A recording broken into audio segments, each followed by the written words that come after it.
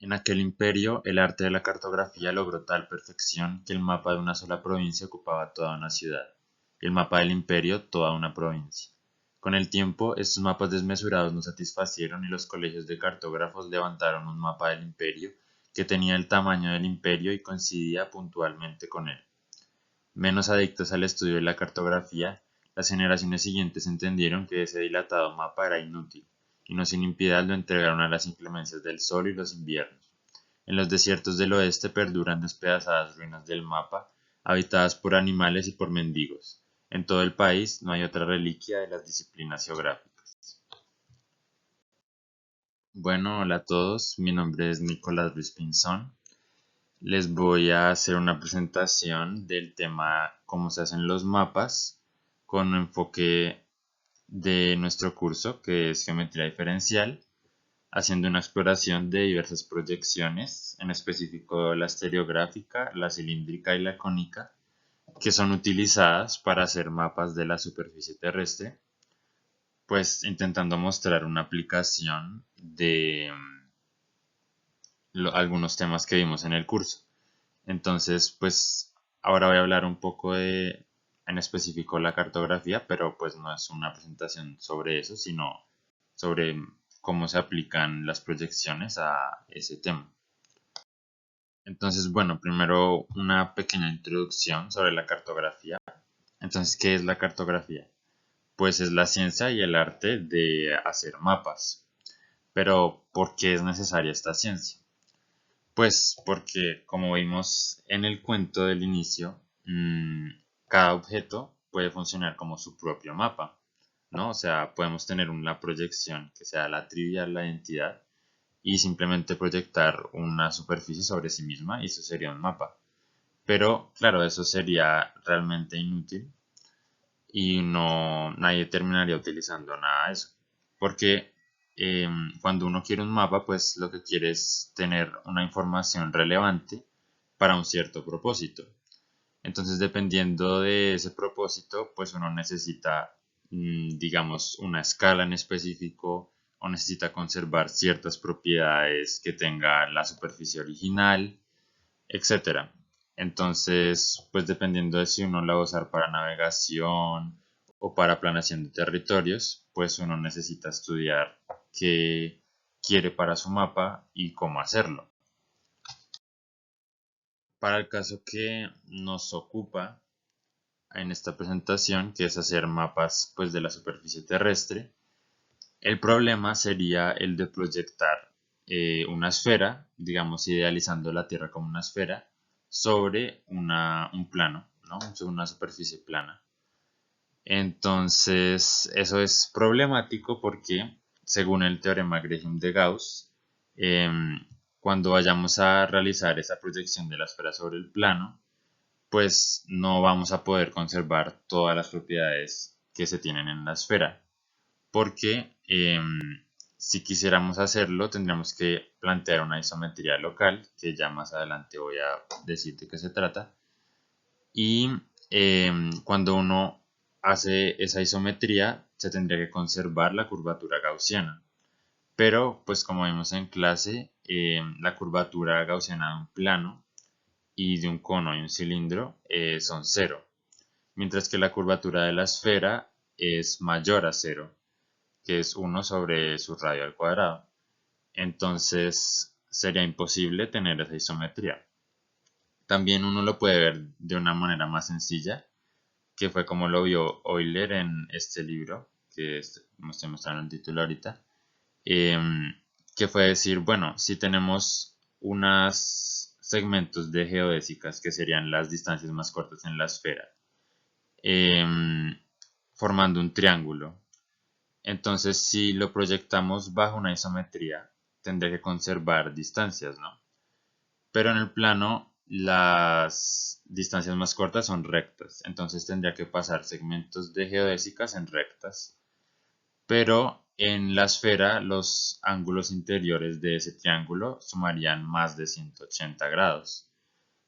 Pero ya sabemos que en la geometría euclidiana, en el plano, los ángulos de un triángulo en general, van a sumar 180 grados. Entonces ahí ya no se conservarían los ángulos si queremos conservar distancias. Entonces pues es un argumento más sencillo para ver por qué no se puede tener un mapa perfecto o que conserve todas las propiedades sobre el plano. Entonces ahora sí, proyecciones ideales, que serían las isometrías de las que hablé antes. Sería un diffeomorfismo que mandara una región de la esfera en R3 a una región de el plano, ¿no? Digamos R2, que conservara estas propiedades, que fuera conforme, o sea, conservara los ángulos, que sea equiareal, o sea, que preserve áreas, y que fuera equilongitudinal, o sea, que preserve las longitudes. Pero, pues como vimos, no puede existir una proyección ideal de la esfera sobre una región del plano, porque no se van a conservar las tres propiedades al mismo tiempo. Sin embargo, uno puede construir proyecciones que conserven alguna de estas tres propiedades, que son las que vamos a ver ahora más adelante. Primero, algunas proposiciones que no las voy a probar aquí, pero van a ser útiles para el desarrollo que vamos a hacer después con las proyecciones. La primera dice que si tenemos un diffeomorfismo f que vaya de una superficie regular a otra, entonces f va a ser conforme si y solo si existe una función ρ que vaya de S1 a los números reales, tal que para todo punto en la superficie y vectores en el plano tangente en ese punto de la superficie, se cumple la siguiente relación entre los productos internos. Como se puede ver, este es un caso más general de cuando teníamos en una isometría local esta misma relación, pero con ρ igual a 1, ¿no? La función constante 1. La segunda proposición dice que una proyección va a ser equiareal o isoareal si el sistema de coordenadas inducido sobre el plano hace que se satisfaga EG menos F al cuadrado igual a coseno al cuadrado de phi, donde pues ya voy a definir qué va a ser phi, y EGF pues son los coeficientes de la primera forma fundamental. Y además para cualquier superficie regular se va a tener que la proyección es equiareal si se tiene la igualdad para los coeficientes de la primera forma en ambos sistemas de coordenadas para las dos superficies. Entonces, ahora sí, la definición de longitud y latitud. La longitud, que son las líneas, ¿no? Que son círculos mayores, que van de norte a sur en la Tierra, los vamos a denotar por lambda.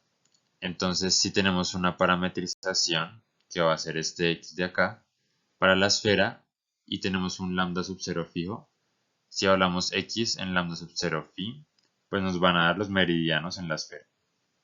Y la latitud va a ser el phi, que fue el que mencioné en la diapositiva anterior.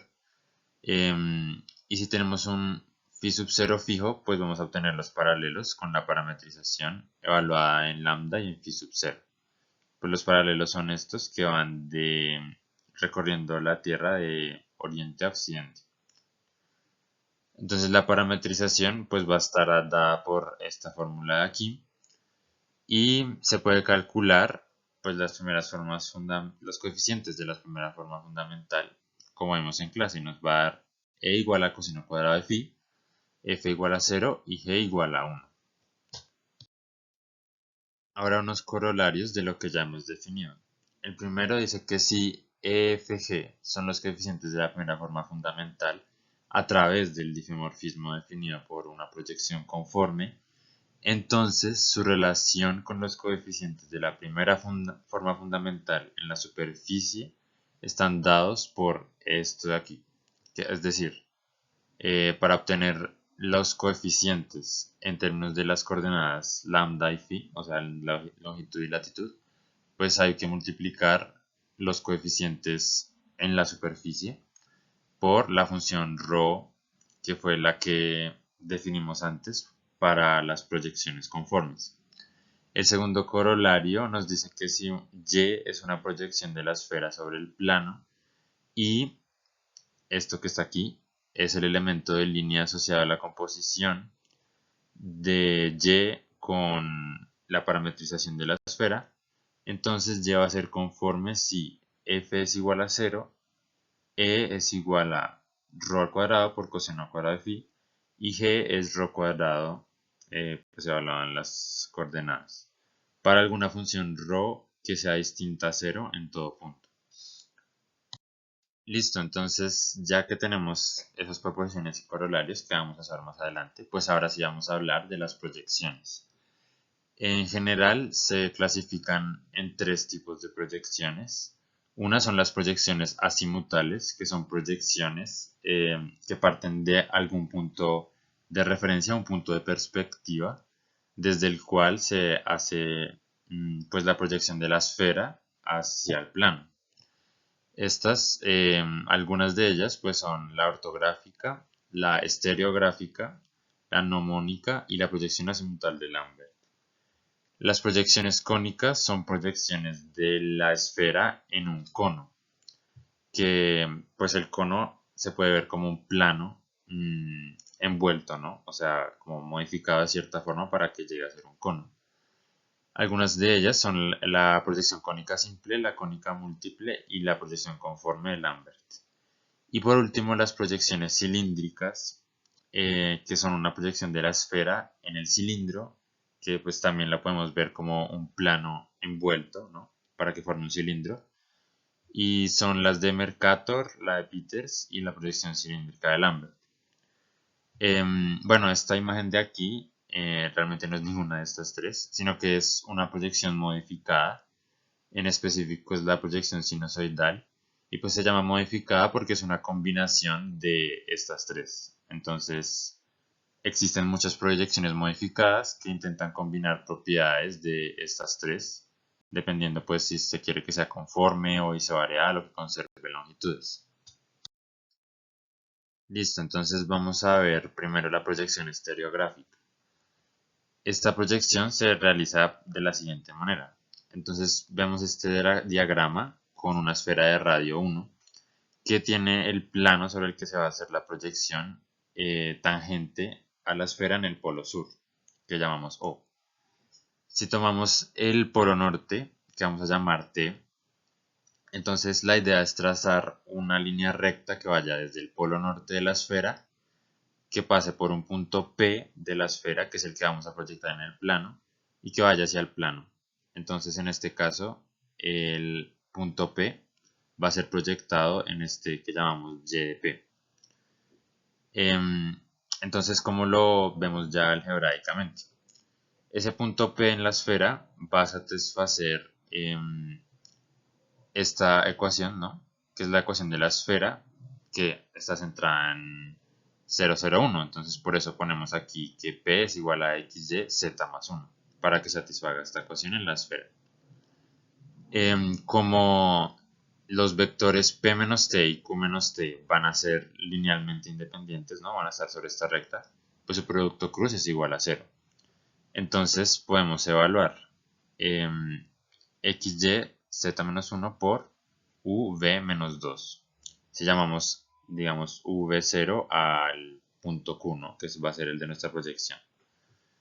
Entonces si evaluamos eso, el producto cruz nos va a dar esto que está aquí, y pues lo igualamos a 0.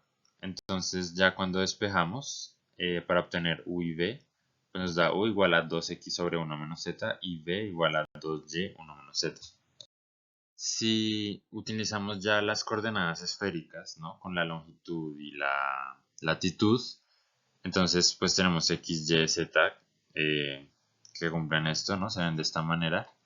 Y reemplazamos en lo que obtuvimos para u y v y nos da esto para u y esto para b. Y pues tenemos 0 porque el plano es el plano XY, ¿no? Entonces z va a ser igual a 0. Entonces esto de aquí va a ser, nos va a dar las coordenadas de la proyección de la esfera, ¿no? X lambda phi sobre el plano. Y pues esta va a ser las coordenadas esféricas para la proyección estereográfica. Ahora, lo que cumple la proyección estereográfica es que preserva los ángulos, o sea, es conforme. Y esto lo podemos ver de la siguiente manera. Si derivamos lo que obtuvimos con las coordenadas esféricas para la proyección estereográfica, Yx, pues lo derivamos respecto a lambda y respecto a phi y obtenemos estas expresiones de acá. Calculamos los coeficientes de la primera forma fundamental y nos da esto para f igual a 0, y para g nos da esto de aquí. Entonces podemos notar que si definimos esta función ρ, que depende de lambda y de phi, como 2 sobre 1 menos seno de phi, entonces se cumple el corolario 2, que decía que g es igual a ρ al cuadrado, y en efecto, si elevamos esto al cuadrado, pues nos da g, y e es ρ al cuadrado por coseno al cuadrado de phi, que es lo que decía el corolario 2. Entonces, como se cumple este corolario, ya hemos probado que la proyección estereográfica es conforme. También podemos ver que la proyección estereográfica no va a ser equiareal, o sea, no va a preservar las áreas cuando pasemos de la esfera al plano. Esto se puede ver muy sencillo calculando esto de acá, g menos f al cuadrado, y utilizando la proposición 2 que nos decía que una proyección iba a ser isoareal si solo si esto de aquí era igual a coseno al cuadrado de phi. Pero pues como no nos da igual a eso, ya podemos concluir que la proyección estereográfica no va a ser equiareal. Este es un resumen de algunas propiedades de la proyección estereográfica. Estas dos primeras pues ya las vimos, que es conforme, o sea, preserva los ángulos, que no es equiareal, o sea, no preserva áreas. Otra propiedad es que la imagen sobre el plano de un círculo en la esfera de C2, bueno, un círculo en la esfera de C2 va a ser intersectar la esfera con un plano, ¿no? Entonces que pase un plano y la intersecte, eso nos va a dar un círculo. Que no contenga el polo norte va a ser también un círculo cuando la proyectemos en el plano. Otra propiedad es que la imagen sobre el plano de un círculo en la esfera que sí contenga el polo norte va a ser una línea recta en el plano. También es la única proyección que mapea todos los círculos menores en círculos en el plano. Y pues el tamaño de la proyección va a ser infinito, que pues eso se ve eh, teniendo en cuenta esta proposición, ¿no? Que si proyectamos un círculo mayor que contenga el polo norte, pues va a ser una línea recta.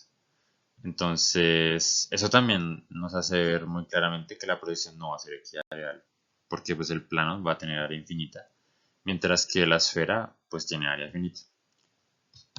Aquí puse una imagen de ejemplo de la proyección estereográfica que estaba hasta los 30 grados sur. Entonces no sería como en el diagrama que vimos antes, que sería poner el plano tangente, que sea tangente a la esfera en el polo sur, sino que sería que ahora fuera tangente en el polo norte, ¿no? Entonces ahora se proyecta desde el polo sur, tomando T como el polo sur, y desde ahí se proyecta. Entonces se hace hasta los 30 grados sur. Y pues siempre tiene que haber un límite, ¿no? En esta proyección, por lo que dijimos antes, que si se continuara para hacer toda la esfera, pues se ocuparía todo el plano. Entonces, pues aquí se ve cómo se distorsionan las áreas, por ejemplo, que aquí se ve mucho más grande Sudamérica, África, y los continentes del norte pues se ven mucho más pequeños. Y este es otro ejemplo de países en el hemisferio sur, como es Australia y Nueva Zelanda, y pues estas líneas rectas están a 10 grados de distancia. Entonces pues son países que no están ni tan cerca al Ecuador ni tan cerca a un polo, y pues a como estamos acostumbrados a verlo en los mapas, pues no se ven tan distorsionados.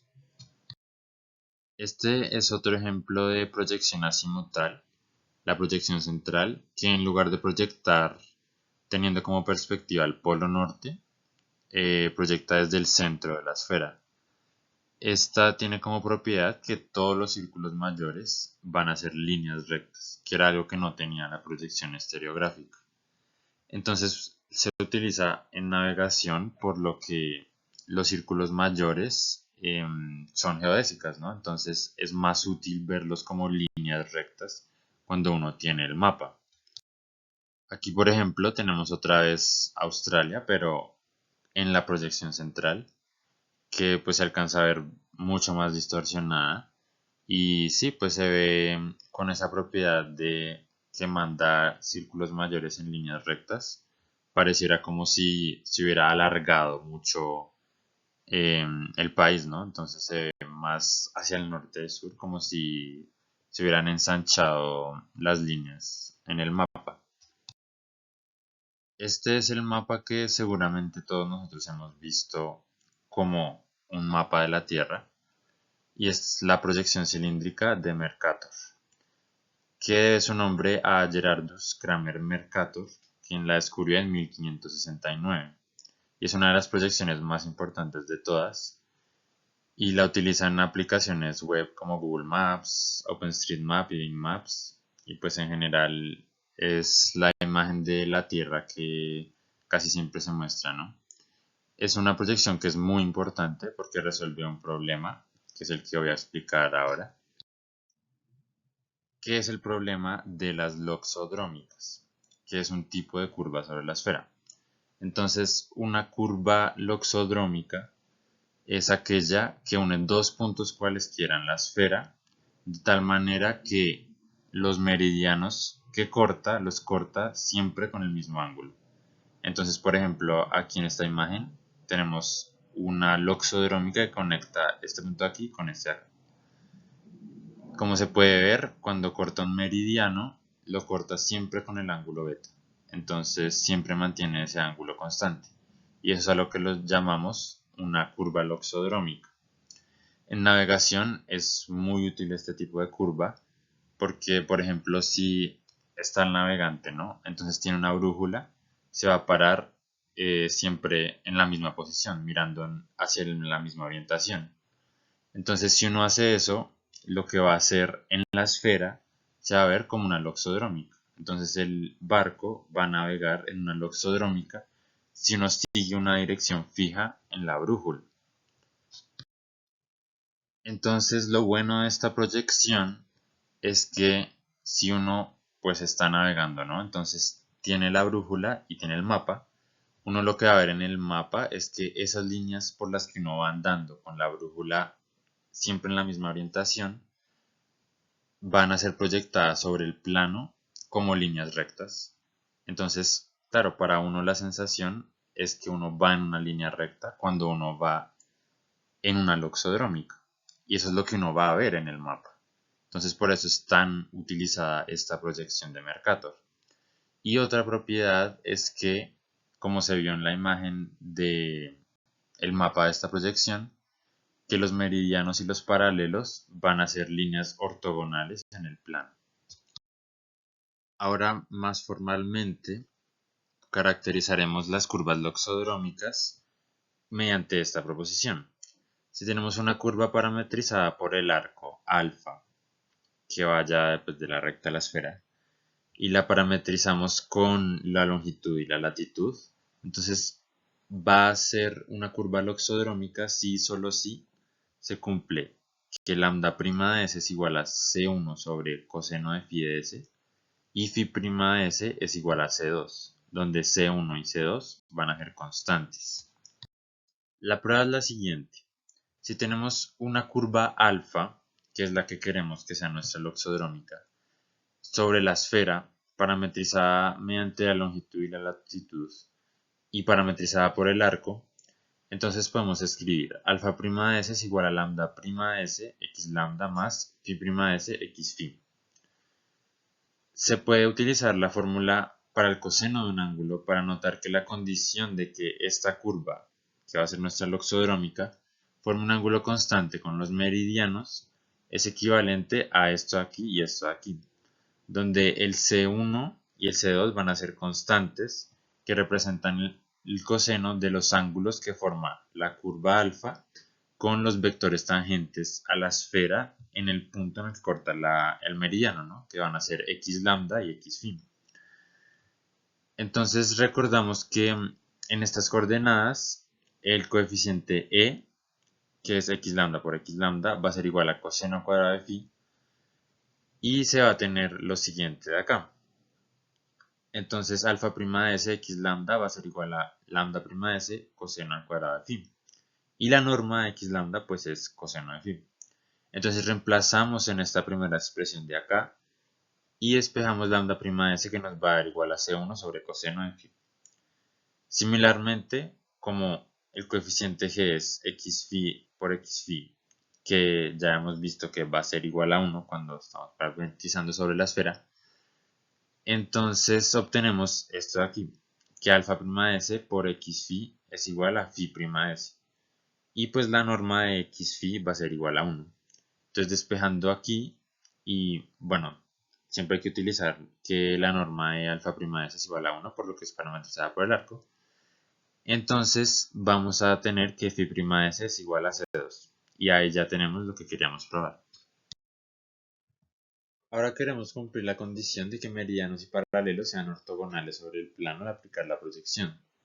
Entonces tenemos aquí nuestra proyección y, que va de menos pi, pi por menos pi medios hasta el plano, que está envuelto en un cilindro en este caso, pero que de una vez podemos ver como si fuera el plano, ¿no? Con z igual a 0. Entonces la idea va a ser mandar paralelos sobre ellos mismos. Claro, eso nos va a dar una escala muy específica, pero podemos verlo como mandar longitud en la coordenada x. Entonces si estamos parados, digamos, en un punto en la esfera, eso pues tiene una longitud y una latitud.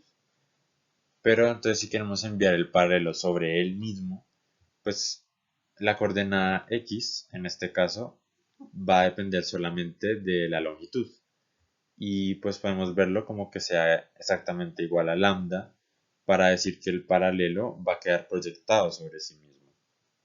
Mientras que la coordenada en y va a ser alguna función que depende de lambda phi. Pero si queremos que sean ortogonales, entonces la coordenada en y debería depender solamente de phi, ya que pusimos la coordenada x que dependa de lambda. Entonces ya con estas condiciones, y pues con z igual a 0, ya que va a ser en el plano, eso nos va a garantizar que los meridianos y los paralelos sean ortogonales en el plano, ya que lo son también en la esfera. Combinando esto de aquí con lo que eran las constantes C1 y C2 antes, ¿no? Que eran los cosenos de los ángulos que formaba la loxodrómica con los meridianos, eso nos va a dar esto de aquí porque los ángulos que forma la loxodrómica con x lambda y x phi pues van a ser ángulos complementarios, por lo que están formando un ángulo recto. Entonces C1 cuadrado más C2 cuadrado va a ser siempre igual a 1. Así podemos utilizar lo que ya encontramos para parametrizar la proyección de Mercator. Entonces si tenemos alfa S, una loxódroma, va a quedar parametrizada como una línea recta en el plano. Entonces aplicamos la proyección a alfa y nos queda de esta forma. Como queda parametrizada como una línea recta al proyectarla sobre el plano, va a tener la forma de la ecuación de una línea recta, ax más by más c igual a 0. Entonces reemplazamos aquí la parametrización de alfa y derivamos esto de acá. Al final nos va a quedar esta expresión de acá, donde k es una constante. Utilizando la proposición 5, ya que sabemos que alfa es una curva loxodrómica, reemplazamos phi' de s por c2 y lambda' de s por c1 sobre coseno de phi de s. Y despejamos para que nos quede de esta manera, db de phi igual a h sobre coseno de phi. Y ahora se puede integrar, ¿no? Como resolver una ecuación diferencial ordinaria, para obtener b en términos de phi de s. En principio, esta constante h uno la podría tomar como quisiera, pero si uno quiere que se cumpla la propiedad de que la parametrización sea conforme, vamos a querer que se cumpla la proposición 6, que nos dice que una proyección que tenga esta forma, lambda b de phi 0, que es de la forma que sabemos va a tener nuestra proyección de Mercator, satisface esta relación de acá va a ser conforme si, solo si h es igual a más o menos 1. Eso lo podemos probar de la siguiente forma. Derivamos la proyección, ¿no?, respecto a lambda, yx lambda, y nos da 1, 0, 0. Y también respecto a phi, y nos da 0 db respecto a de phi, 0. Los coeficientes de la primera forma fundamental calculados de acá, pues nos van a dar e igual a 1, f igual a 0 y g igual a db phi al cuadrado, que es igual a h sobre coseno de phi al cuadrado, por las hipótesis de la proposición.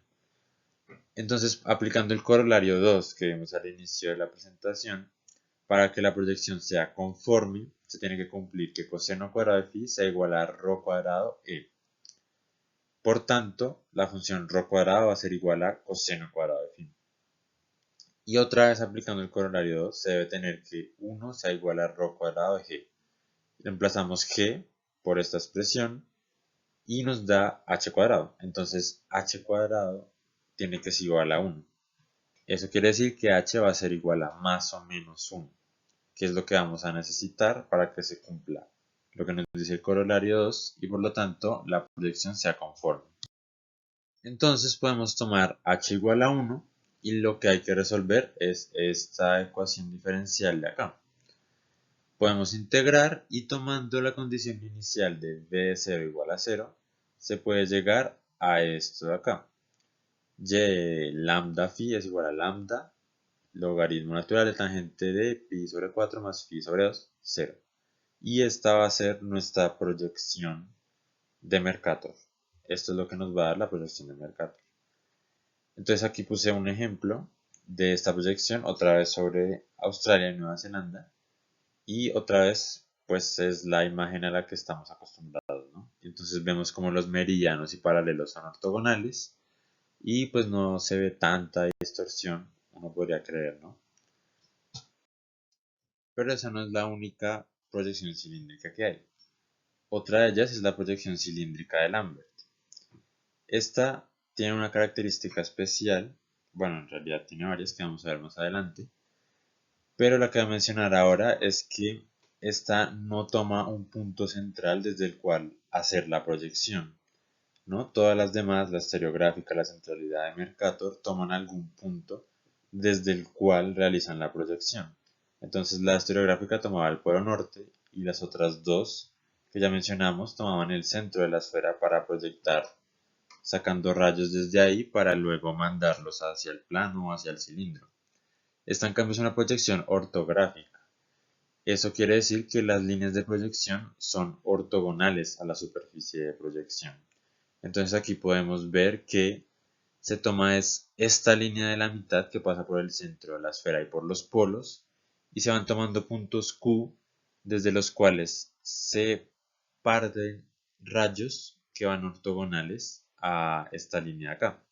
Entonces de Q se va a proyectar ortogonalmente hacia f de p, pasando por P el punto de la esfera. Y este f de p va a ser el punto de proyección de este P.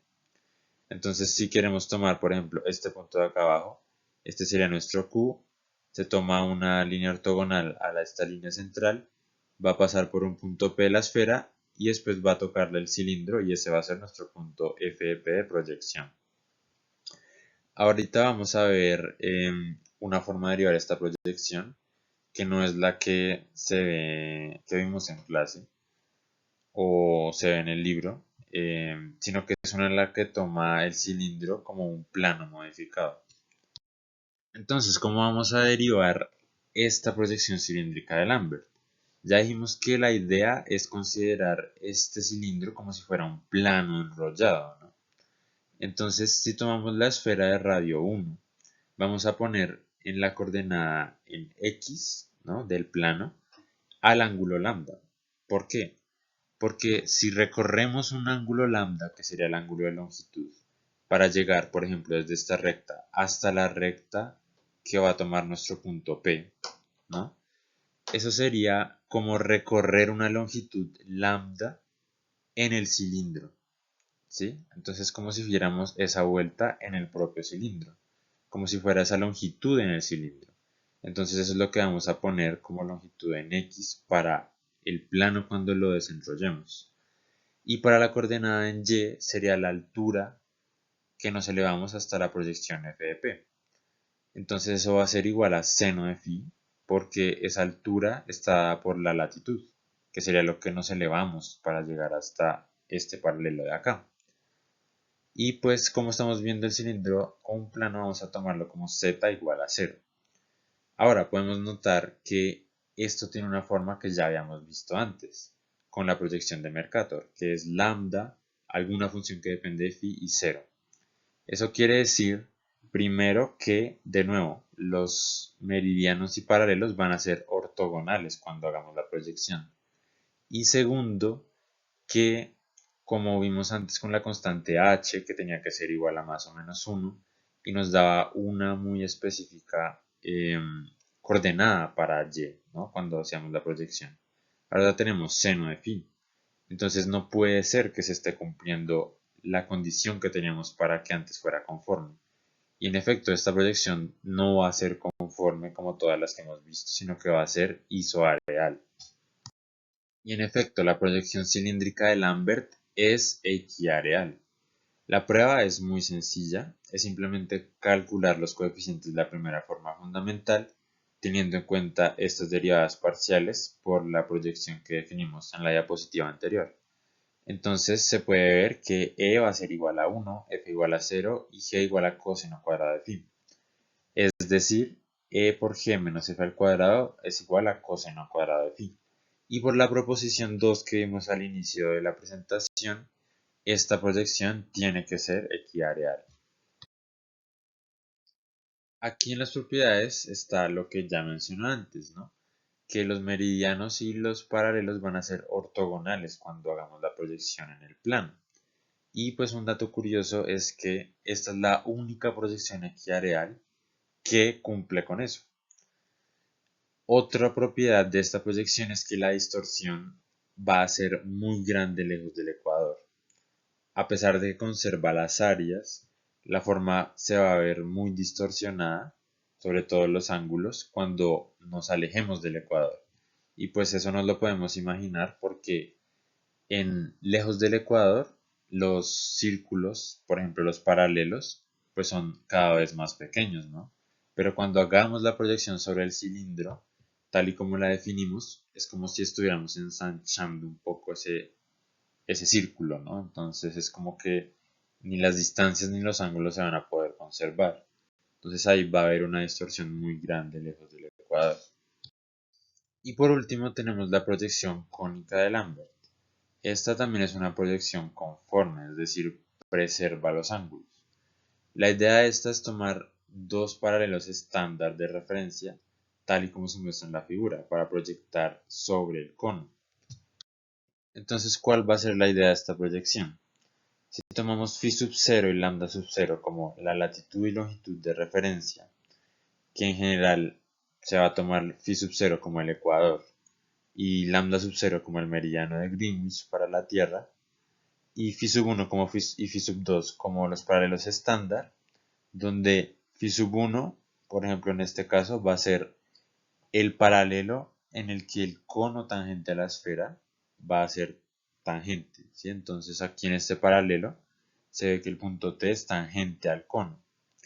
Y phi sub 2 se puede tomar, por ejemplo, como phi sub 0. La idea va a ser que si O es el centro de la esfera, extendemos esta línea recta que cruza en algún punto de la esfera y va a intersectar a C en el cono. Y ese punto C va a ser la proyección del punto S sobre el cono.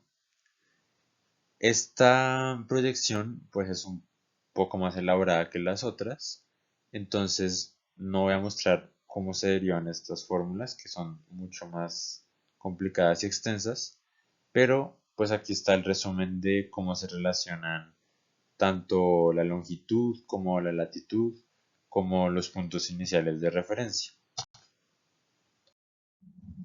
Algunas propiedades de esta proyección es que primero es una aplicación conforme, entonces preserva los ángulos. Los meridianos son ortogonales a los paralelos en la proyección de nuevo. los paralelos estándar se proyectan sobre sí mismos si los paralelos estándar escogidos son simétricos respecto al ecuador. Es decir, si tenemos el ecuador, tomamos la misma cantidad de grados hacia el norte y hacia el sur para definir los paralelos estándar, se va a obtener la misma proyección de Mercator. Si los paralelos estándar escogidos son iguales y son uno de los polos de la esfera, se obtiene la proyección estereográfica. Y pues nos lo podemos imaginar viendo que si uno de los paralelos estándar, como dijimos antes, va a ser el paralelo en el que el cono sea tangente a la esfera, en el que el cono esté tocando a la esfera, si lo que hace es tocar a la esfera en el polo, pues la única opción es que ese cono en realidad esté generado en un plano. Entonces el cono va a estar en realidad como un plano tangente a la esfera en un polo. Y eso fue lo que vimos como la proyección estereográfica. Y se modifican mucho las áreas cerca de los polos. Entonces, cuando nos alejemos del ecuador y proyectemos en el cono, se puede ver en el diagrama anterior que si uno extiende la recta es como si se estuviera modificando, digamos, la relación entre las áreas que hay entre áreas que están en el ecuador, lejos y cerca. Y en efecto, pues esto es lo que se ve acá. Porque, por ejemplo, Groenlandia se ve mucho más grande de lo que en realidad es. Y pues en general los países que están al norte, en este caso, se ven más grandes de lo que son. Y también, pues por ejemplo, la Antártida es muy claro que se ve gigantesca comparada al resto del planeta. Entonces, afuera de los polos, pues, se ve muy distorsionado. Y ya para finalizar, quise poner una diapositiva comparando las diferentes proyecciones y cómo se ven algunas imágenes aplicando la proyección, pues fueron las que ya vimos, pero las puse juntas para ver si hay alguna diferencia. Y pues en general me parece que no son tan disimilares entre sí, exceptuando la proyección central, en un país que es Australia, que no está ni tan lejano al Ecuador, perdón, ni a los polos, sino que está como en un punto intermedio. Y pues algo que no mencioné es que también es importante tener en cuenta que muchas de las imágenes que tenemos nosotros del planeta van a estar distorsionadas por el tipo de proyección que estemos utilizando. Entonces, por ejemplo, en la proyección Mercator, eh, hay países que se ven mucho más grandes de lo que son en realidad. Por ejemplo, los países del norte. Y pues eso siempre es relevante a la hora de formar un mapa y tener en cuenta cuáles son las propiedades que queramos conservar. Y eso fue todo. Aquí está una breve bibliografía en lo que me basé para hacer esta presentación. Y pues espero que hayan apreciado la utilidad de algunos de los conceptos que vimos en el curso para esta aplicación que en realidad es muy extensa y hay demasiadas proyecciones eh, para la Tierra que existen y que combinan muchas propiedades de las que vimos hoy. Y pues ojalá les haya gustado y les haya interesado. Hasta luego y gracias por la atención.